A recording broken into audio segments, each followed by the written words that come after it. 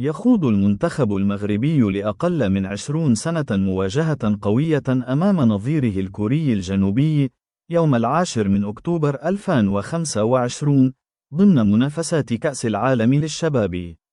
المباراة تجرى في توقيت منتصف الليل 12، وتعد محطة حاسمة لأسود الأطلس الصغار من أجل مواصلة مغامرتهم العالمية. المنتخب المغربي يدخل اللقاء بمعنوية مرتفعة بعدما قدم عروضا مميزة في دور المجموعات، معتمدا على مجموعة من المواهب الواعدة التي أثبتت قدرتها على المنافسة في أعلى المستويات. في المقابل، يعد المنتخب الكوري الجنوبي من أبرز مدارس كرة القدم الآسيوية، حيث يعتمد على الانضباط التكتيكي والسرعة في التحولات الهجومية.